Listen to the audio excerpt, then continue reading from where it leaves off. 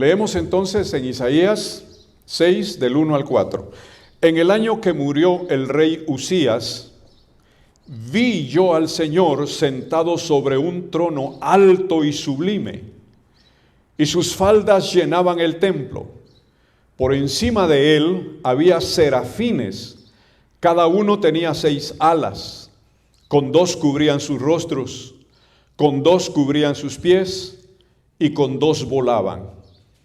Y el uno al otro daba voces diciendo: Santo, Santo, Santo, Jehová de los ejércitos, toda la tierra está llena de su gloria. Y los quiciales de las puertas se estremecieron con la voz del que clamaba, y la casa se llenó de humo. Dios bendiga su bendita palabra. Bendito sea el Señor. El profeta Isaías comienza su ministerio con una visión de la gloria de Dios. Este profeta fue un gran profeta hasta el día de hoy, respetado por los judíos.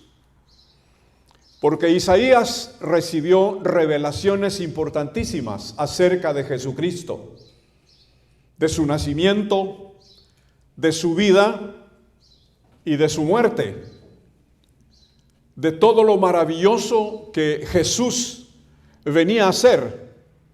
Por eso se le llama al libro del profeta Isaías el Evangelio del Antiguo Testamento.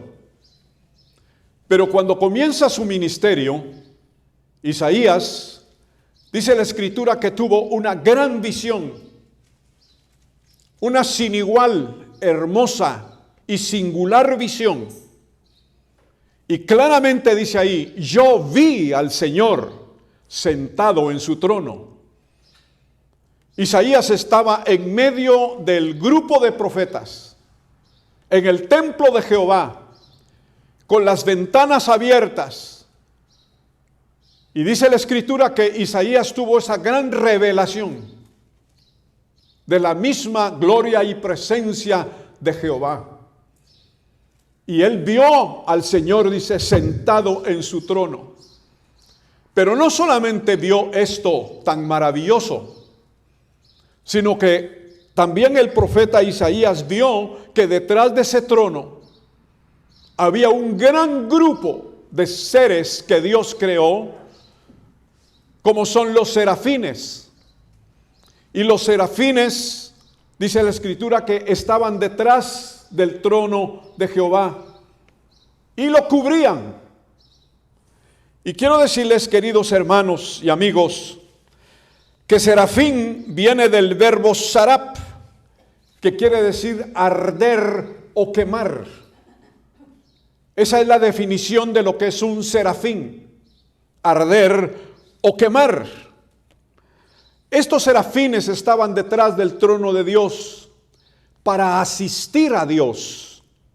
La asistencia de ellos era una asistencia muy especial, muy particular, muy privada para la divina gloria del Señor. Pero estaban ahí para asistir al Señor. Pero estos serafines tienen algo muy importante. Dice que estos serafines arden en amor a Dios, de celo por su gloria y por el odio que tienen contra el pecado. Porque Dios es santo en todo aspecto. Dios no puede ver el pecado. En el cielo de Dios no hay pecado. En la santidad de Dios no penetra el pecado. Dios es puro. Dios es santo. Dios es único. En Él hay una pureza, una limpieza nítida. No hay ninguna partícula de pecado en los cielos. Cuando alguien quiso pecar en los cielos, tuvo que ser expulsado de ahí. Cuando alguien quiso levantarse contra Dios, tuvo que ser expulsado de ahí. Cuando alguien quiso sublevarse contra Dios en el pecado de la rebelión, tuvo que ser sacado del cielo porque Dios es verdadero y único y Él permanece en su trono hasta el tiempo de hoy. Bendito sea Dios. Estos serafines, dice, arden en amor a Dios. También se le llama a los serafines los ardientes, por la brillantez que tienen alrededor de Dios. Se le llaman los ardientes porque ellos tienen luz alrededor de Dios y están ahí para sacar esa luz, para mostrar esa luz, para expandir esa luz los unos con los otros, para rodear ese trono magnífico, trono especial, trono único de nuestro Dios Todopoderoso. Bendito sea el Señor para siempre. Ahora, hay una parte importante de ellos también, que estas serafines son una parte de las huestes de los ejércitos celestiales que Dios comanda en el cielo y también en la tierra. No solamente en el cielo hay este tipo de seres, también Dios a veces envía a la tierra estos seres celestiales que nosotros a veces no podemos ver. Hay personas, yo he conocido algunas personas, que Dios les da una vista espiritual para contemplar la presencia de ángeles, para contemplar la presencia de estos seres celestiales. Recordémonos de Josué, el caudillo de Israel, el sucesor de Moisés. Él se encontró con uno de estos seres celestiales. Podemos recordar al profeta Daniel, que cuando él recibió revelación de parte del Señor, ahí estaban estos seres celestiales. Cuando Daniel oró y su oración tardó en ser contestada, llegó un ángel para poder darle el mensaje que Dios enviaba. Cuando la bienaventurada María recibió mensaje de Dios, fue a través del ángel Gabriel. Pero dice la Escritura que hubieron ángeles, seres celestiales que se aparecieron a los humanos para darles a conocer los deseos de Dios. Y no creo que en este tiempo no hayan ángeles aquí en la tierra. Creemos firmemente que el ángel de Jehová acampa alrededor de aquellos que temen a Dios y vienen para defendernos. O sea que en la tierra en estos tiempos vienen ángeles de parte del Señor. No son, como dicen por ahí, seres extraterrestres. No, Señor, no son inventados, no, Señor, son enviados, mensajeros de Dios. Los serafines tienen algo importante. Estos son parte de las huestes del Señor. También se dice que se traduce en el sentido de brillar. Los serafines se traducen en el sentido de brillar o de nobleza. Esto no es una superstición. Esto no es una parte de fábula. Esto no es una parte de mitología. Esta es una realidad divina. Existen. Dios los ha creado. Dios los tiene junto a Él. Y Dios les ordena. Y ellos sienten en su vida, en sí mismos, los deseos de poder entregarle a Dios lo mejor que ellos sienten y lo mejor que ellos tienen para Dios. Esto es muy importante. Ahora, quiero que ustedes y yo en esta hora pensemos, ¿qué aprendemos nosotros de estos seres celestiales, de estos serafines? ¿Qué aprendemos nosotros? Aprendemos varias cosas, por lo menos 4. Dice la Biblia que estos seres tenían 6 alas. Con 2 volaban, con 2 se cubrían sus rostros, dice la Escritura. Y aquí claramente dice, y con 2 cubrían sus pies. Pero esto tiene un simbolismo muy necesario de escucharlo y muy necesario de entenderlo. En estas 6 alas dice que utilizaban 2 alas para cubrir sus rostros. Eso significa reverencia. Significa reverencia. Y reverencia quiere decir respeto o veneración. Y esta es la primera enseñanza para nosotros. Si los serafines en los cielos junto a Dios sienten esta reverencia, ¿cuánto más nosotros, los redimidos por el Señor Jesucristo? Nosotros debemos de experimentar en nuestras vidas reverencia hacia Dios Padre, Dios Hijo, Dios Espíritu Santo. Pero también podemos agregar que nosotros debemos demostrar reverencia en el templo de nuestro Dios. Podemos sentir respeto en el templo de nuestro Dios. La casa de Dios no es un club. La casa de Dios no es un recinto cualquiera. Como sea humilde el templo, el tabernáculo donde tú te reúnes. No, como sea sencillo o humilde. Pero si Dios está ahí, la presencia de Dios es tan grata, tan sublime, tan amorosa, tan rica, tan penetrante, tan experimental en nuestras vidas, porque al experimentar la presencia del Señor, nosotros lo único que podemos sentir es entregarnos a Él y decirle gracias porque tú estás aquí en medio de nosotros. Pero no importa cómo sea tu templo, grande, hermoso, lujoso o sencillo, siente en tu corazón reverencia hacia Dios. Muchas veces hay muchas congregaciones que en vez de sentir reverencia en la casa de Dios, hay un alboroto. Unos para arriba, otros para abajo, unos para el baño, otros para una oficina, otros para acá, para la cocina, otros para el salón social. No respetan la casa de Dios, porque si tú has venido a la casa de Dios desde el comienzo hasta el fin del servicio, permanece ahí, porque Dios tiene algo que darte, Dios tiene algo que entregarte, y tú tienes algo que darle a Dios, y tú tienes algo que mostrarle a Dios, como los serafines lo hacen. Sienten reverencia hacia Jehová, y esa reverencia es la que nos acerca al Señor. Sea el Señor glorificado para siempre. En segundo lugar, dice la Escritura que estos serafines cubrían sus pies con dos de sus alas, cubrían sus pies. Esto es algo simbólico, y este simbolismo es muy agradable y muy bueno que nosotros podamos declararlo, pensarlo, vivirlo, practicarlo. Esto significa humildad. Con dos alas cubrían, dice, sus pies, significa humildad. Humildad tiene señales de modestia. Humildad tiene señales de modestia.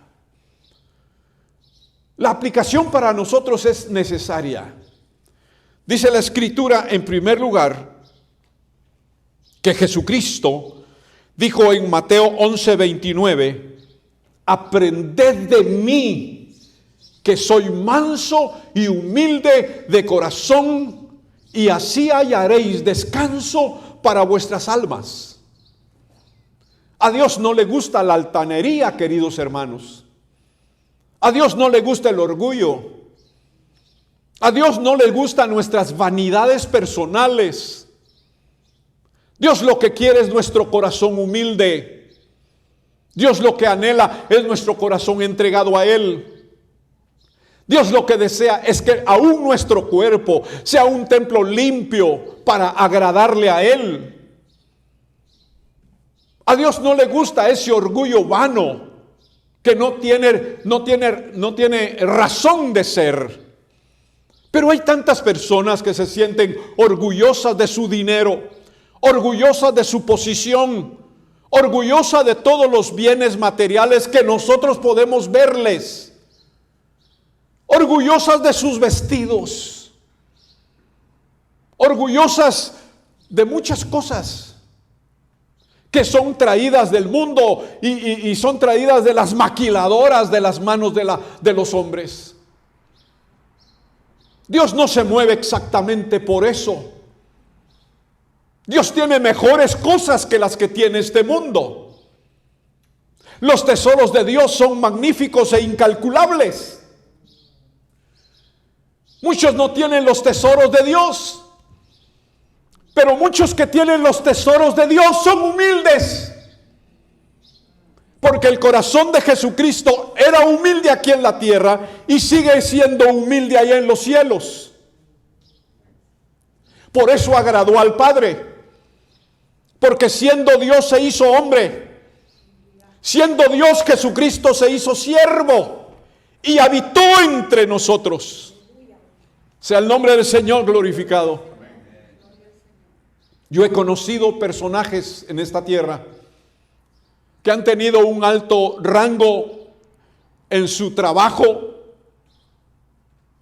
en su dinero, en sus cosas materiales, aún aquí en Estados Unidos.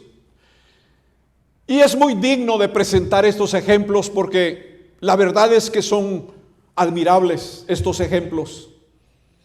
He conocido ingenieros, doctores, abogados, arquitectos que han ido hasta la cumbre, pero cuando han estado hasta allá arriba, teniendo cuentas bancarias pero llenas, repletas de dólares, de dinero, ellos no han sido felices con todo eso. Entonces empiezan a sentir la necesidad de hacer algo y buscan la forma como ayudar a los demás. Algunos van y buscan, se meten a vivir entre los homeless. Otros se van a buscar gente debajo de los puentes.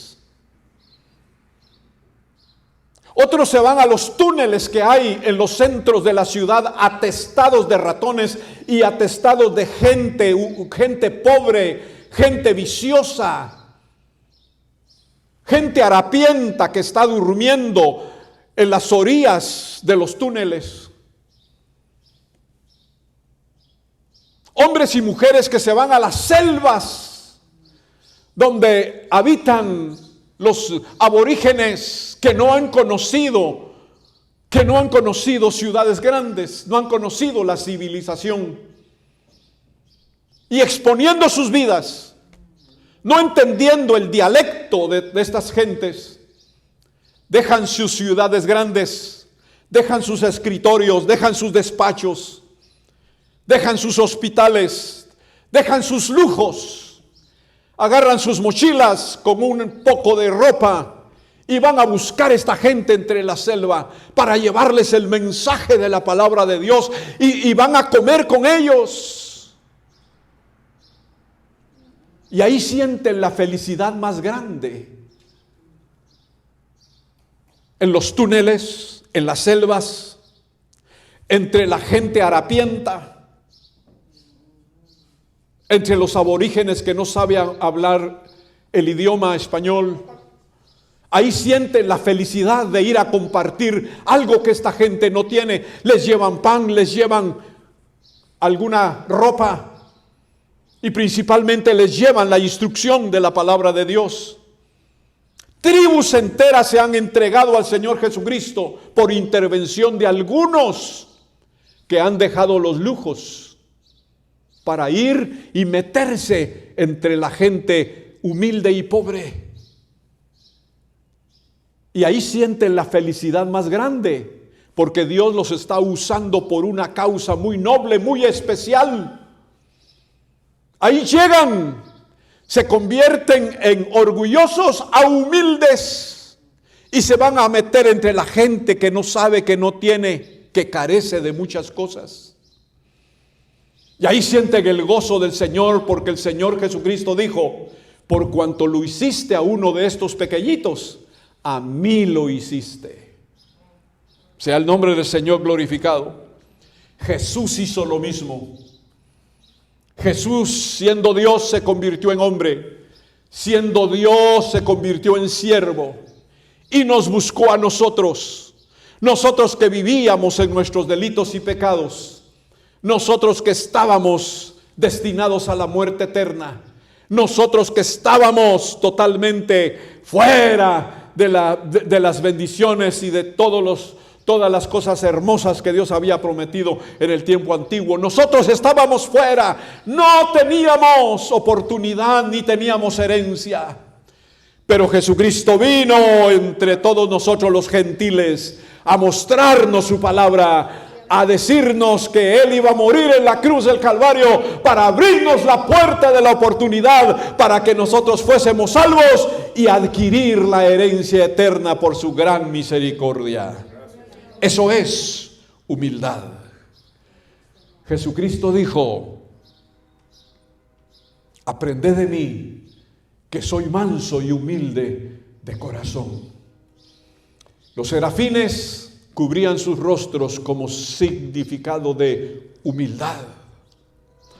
El libro de los Salmos, capítulo 138 y verso 6, dice: Jehová atiende al humilde, mas mira de lejos al altivo. Jehová atiende al humilde, mas mira de lejos al altivo. Aunque los altivos traten de orar a Dios, el Señor no les va a oír. Aunque los orgullosos traten de hablar a Dios, el Señor no les va a oír. Simplemente porque sus corazones están henchidos de orgullo, henchidos, engreídos, llenos de iras, de maledicencias, de corrupciones, de inmundicias. El Señor no les va a oír. Pero cuando un humilde se acerca a la presencia del Señor, entonces Dios le oye y Dios lo justifica. Sea el nombre del Señor glorificado. Amigos y hermanos, cuando te acerques al altar de Dios a orar delante del Señor, no te acerques creyendo que tú eres el gran mister, el gran yo soy. No, Señor. Acércate con humildad, doblando tus rodillas, entregando tu corazón, tu alma y tus fuerzas en la presencia del Señor. Doblega no solamente tus rodillas, sino tus lomos y tu cerviz. Entrégale eso al Señor y dile al Señor: te necesito. Porque todos necesitamos del Señor. Y cuando estés de rodillas, no se te olvide derramar tus lágrimas en la presencia del Señor. Tú que me estás escuchando en esta oportunidad, hace tanto tiempo que no derramas tus lágrimas delante del Señor. Estás con tus ojos desérticos, arenosos. No hay en ti una lágrima. No enjuagas tus lágrimas de tus ojos. No salen tus lágrimas de tus ojos, porque en tu corazón hay altivez. Pero cuando llegues a la presencia del Señor, no se te olvide en humillarte delante de Dios, en derramar tus lágrimas, y no te avergüences en llorar en la presencia del Señor. Porque bienaventurados son aquellos que lloran, porque de ellos es el reino de los cielos. Sea el nombre del Señor glorificado. En tercer lugar, dice que los serafines con otras dos volaban. Con otras dos alas, dice, volaban. Y este es el simbolismo del servicio. El simbolismo del servicio. Es importante hacer la obra de Dios con gozo y sin demora. Así es como los serafines lo hacen. Reciben un mandato de Dios y lo hacen inmediatamente. Reciben una orden del Padre o de Jesucristo e inmediatamente salen para ejecutar la voz de su precepto. Nosotros también debemos de hacer lo mismo en el servicio a Dios. No debemos de perder el tiempo. No debemos de ponernos caprichosos. No debemos de decir no, o no debemos de decir déjeme ver si puedo. No, a Dios hay que servirle con prontitud. y sin demora, y hacer la obra del Señor con gozo, con alegría. No regatearle a Dios nada,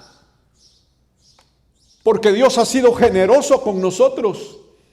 Dios ha sido benigno, Dios ha sido bueno, Dios ha sido bondadoso con nuestras vidas. Misericordioso y clemente es Jehová con nosotros. Entonces nosotros debemos de servirle de esa manera, con mucho gozo en nuestro corazón, dándole gracias porque Él nos da el privilegio de servirle. Sea el nombre del Señor glorificado. En el Salmo capítulo 100 y versículo 2, dice la Escritura: servid a Jehová con alegría. Servid a Jehová con alegría. Si el pastor nos invita a hacer algo, no pongamos excusas. Si el anciano de la iglesia o el diácono de la iglesia nos invita a que ayudemos en algo, no regateemos el momento o el tiempo y decirle: ¿sabe qué? Tal vez dentro de una semana, cuando hoy lo podemos hacer. Servir al Señor con alegría es hacer su obra con una sonrisa en los labios, sintiendo algo rico aquí adentro y decir: el Señor me está llamando para que yo le sirva. ¿Cuántos se acercaron al Señor Jesucristo para decirle: te seguiré? Pero algunos lo hacían por algún interés. Otros le dijeron al Señor: te seguiré, pero déjame. Como que si el Señor estaba dispuesto a rogarlos, cuando Dios tiene poder de levantar hijos serviciales aún de las piedras. Hay quienes se creen tan importantes delante del Señor que no quieren hacer las cosas mínimas, ni en la casa de Dios, ni en la obra evangelística, ni en la obra misionera, ni en la obra de las casas. No nos pongamos importantes delante del Señor. Al contrario, el importante es Dios y su obra. A lo que nosotros nos toca es decirle: Señor, gracias porque tú me estás enviando a servirte. Alabanza al Señor. Bendito sea Dios para siempre. Los serafines eran incapaces de ver a Dios ni ser vistos por Él. Pero los serafines eran prontos para servir al Señor. Y esa es la forma en que nosotros debemos de hacerlo. Los serafines nos enseñan eso. Sirvamos al Señor rápidamente. Sirvamos al Señor como sembrar en su obra, porque a su tiempo vamos a segar. Ciertamente, a veces nos cansamos en servir al Señor aquí, abajo en la tierra. Y así es el campesino. Cuando siembra su tierra y llega sudoroso a su casa y cansado a su casa, queriendo beber un vaso de agua, y probablemente le duelen los miembros de su cuerpo. Pero después de 3, 4, 5 meses más adelante, va a recibir una cosecha grande y hace fiesta porque la cosecha tuvo triunfo. La cosecha fue bendecida por Dios, aunque le costó sembrar y sembró con fuerza. Sirvió con fuerza en aquel terreno donde estaba sembrando. Pero después de algún tiempo recibió la cosecha tan hermosa que ahora se olvidó de los dolores, se olvidó del cansancio, ahora está recogiendo pura bendición. Así también nosotros, Dios no se queda con nada. Cuando nosotros servimos al Señor, Dios nos da con alegría y con gozo, porque Él ve el esfuerzo de la iglesia, el esfuerzo de los hermanos para honrarle y servirle, porque lo están haciendo rápidamente. Bendito sea el nombre del Señor. En cuarto lugar, dice la Escritura que aquellos serafines daban voces el uno al otro. Daban voces el uno al otro. No dice que cantaban. Si usted revisa en la Escritura, principalmente en el libro de Apocalipsis, no dice que cantaban, sino que dan voces. O sea, dan gritos con fuerza. Dan voces impulsados por algo importante que Dios mismo ha puesto en ellos. Pero dice, estos serafines daban voces el uno al otro. Qué maravilloso esta posición de los serafines. Así dice, daban voces el uno al otro. Y créame que así también es la iglesia del Señor. Cuando la iglesia del Señor se reúne a alabar, a adorar, a exaltar, a confesar al Señor, es como confesar el uno al otro. Un hermano confiesa una cosa, otro hermano declara una cosa, una hermana declara otra cosa, otra hermana habla otra cosa delante de Dios. Pero todo eso se junta como un ramillete de alabanzas y de voces y de expresiones hermosas que llegan hasta la presencia del Señor para agradar a aquel que nos levantó de en medio de la pudredumbre, en medio del lodo cenagoso, como dice el Salmo 40, y dice, puso nuestros pies sobre peña, enderezó nuestros pasos y nos dio un nuevo cántico. Alabanza al nombre del Señor. Antes nuestras voces eran voces sucias. Nuestras expresiones eran expresiones desagradables, peleoneras. Nuestras expresiones eran erróneas. Le gritábamos a alguien, le insultábamos a alguien.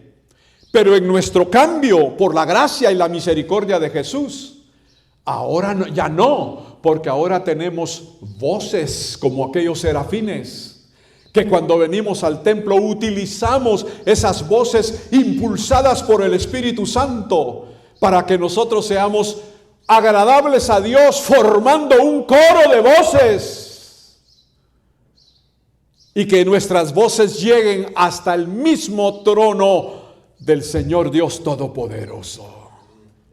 ¿Y sabe una cosa? Al Señor le agradan las voces de los redimidos, porque nosotros los redimidos reconocemos quién ha sido Dios por nuestra vida. Bendito sea el nombre del Señor. Ahora, dice la Escritura que este era un conjunto de alabanza. Daban voces, pero era un conjunto de alabanza. Así también nosotros también estamos unidos en el templo.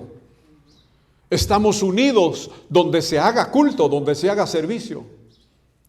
Nos unimos al compás de la música, al son de la música. Nos unimos con la dirección del que dirige las alabanzas. Y nos unimos para darle alabanza al Dios creador, al Dios todopoderoso, al Dios único y verdadero. Aleluya. Los serafines se unían para dar estas voces de alabanza a nuestro Dios. Sea el nombre del Señor glorificado. Ahora, en tercer lugar, cuando dice la Escritura que daban voces el unos al otros, era algo alternado, era algo antifonal, era en una forma antifonal. Así como hacemos en el templo muchas veces. El que pasa al púlpito a traer una lectura bíblica dice: hermanos, Vamos a leer la Sagrada Escritura en tal capítulo de la Biblia, en tal libro de la Biblia, pero lo vamos a hacer antifonalmente, quiere decir un versículo yo y un versículo ustedes. Así también los serafines daban voces en una forma antifonal. Uno decía santo y el otro le decía santo. Otro decía santo y el otro decía sí, santo. Era una voz antifonal, sea el nombre del Señor glorificado. Era como un trisagio. Trisagio quiere decir alabanza de tres dobleces o alabanza de tres formas. Los serafines decían, santo, santo, santo. Y eso es Dios. Dios es tres veces santo, amigo y hermano. Aleluya. Y nosotros también nos podemos unir en ese trisagio, en ese coro personal, coro en la iglesia, para decirle al Señor, santo, santo, santo. Alabanza su nombre, aleluya. Era una atribución de santidad al Señor. Y qué maravilloso es reconocerlo, principalmente en nuestro corazón, principalmente en nuestro espíritu, que mi espíritu y su espíritu esté despierto, esté vivo, para decirle al que nos creó, santo, santo, santo. Alabanza al Señor. Y como última cosa, qué maravilloso es cuando la iglesia se une al cántico, a las voces angelicales. Desde aquí en la tierra nos unimos espiritualmente, aleluya, y atravesamos todo el universo, atravesamos primero, segundo y tercer cielo, y llegamos juntamente con los ángeles del Señor con nuestra adoración y alabanza, para decirle a nuestro Dios allá arriba, santo, santo, santo. Bendito sea el nombre del Señor desde ahora y para siempre. Espero que con esta predicación usted y yo podamos aprender de los serafines lo que debemos de hacer. 4 cosas importantes, las cuales voy a repetir en esta hora. Estos serafines tenían reverencia a Dios. Estos serafines tenían humildad ante el Señor. Y estos serafines servían al Señor. Y estos serafines abrían sus bocas para confesar a Dios. También nosotros debemos de aprender eso. Recuérdelo siempre. Sea usted un serafín aquí en la tierra para decirle a nuestro Dios lo que Él es, santo y perfecto en su santidad. Que Dios te bendiga, que Dios te guarde y que la palabra de Dios no regrese vacía, sino que la palabra de Dios haga lo que Dios quiere en tu corazón. Dios te bendiga.